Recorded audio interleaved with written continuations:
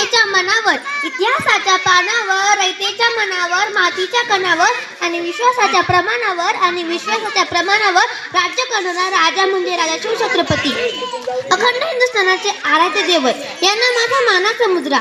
आसमान में बहुत से तारे देखे होंगे, आसमान में बहुत से तारे देखे होंगे, मगर मेरे शोभा जैसा एक भी सितारा नहीं देखा होगा। दुर्गदेवतेच्या दरवाजावर तडफडत आणि फडफडत विझून गेलेली स्वातंत्र्याची ज्योत आज पुन्हा उजळली। तोच हा किल्ले शिवनेरी। शिवरायांचा पाळणा, याच पाळण्यापुढे पाचवीला पुजली गेली ती तलवार। हिंदवी स्वराज्यासाठी पूजला गेला तो नांगर आणि कुशाग्र राजनीतीची लेखणी सुद्धा। हीच ती महाराष्ट्राची मथुरा, जिथे जन्माला आला तो योगेश्वर आणि देवकी निघाली बंडाची अंगाई। हीच ती महाराष्ट्राची मथुरा, इथे जन्माला आला तो योगेश्वर आणि देवकी निघाली बंडाची अंगाई। अखंड महाराष्ट्राला पडलेलं गोंड, पण सत्य स्वप्न म्हणजे शिवाजी महाराज।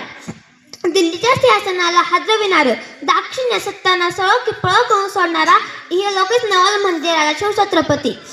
मित्रांनो, 19 फेब्रुवारी 1630 रोजी शिवनेरीवर तारा चमकला, जिजाऊंच्या पोटी सिंह जन्माला। मुजरा करते त्या शुभाला ज्याने महाराष्ट्राच्या मातीत भगवा झेंडा फडकविला। स्वतःच्या पराक्रमाने आणि धाडसाने ज्याने मुघल सत्ता उलथवून टाकली आणि शून्यातून स्वराज्य निर्माण केले। वयाच्या 16व्या वर्षी त्याने स्वराज्य स्थापनेची प्रतिज्ञा केली आणि 18 पगड लोकांना एकत्र करून स्वराज्याची मुहूर्तमेढ रोवली। आपले राजे म्हणजे एक नवा झंगार आणि पेटता अंगार होते। स्वतःच्या धाडसी पराक्रमाने अनेक गड किल्ले जिंकत ज्याने मागे वळून न बघता आपल्या या राजाने आपल्या हाती महाराष्ट्राचा भगवा झेंडा हाती दिला। धाडस तर सर्वच करतात, पण धाडस असं करावं की ज्याने महाराष्ट्रालाही भीती वाटेल आणि चुकून तरी तो कापुढे आला तर छाती फुटावी। मित्रांनो, आज मला प्रश्न पडतो की या महाराष्ट्राला पुन्हा माझ्या राजाची गरज का भासते? हेच ते अष्टनिष्ठावन मावळे जे सावलीप्रमाणे सोबत राहिले। आज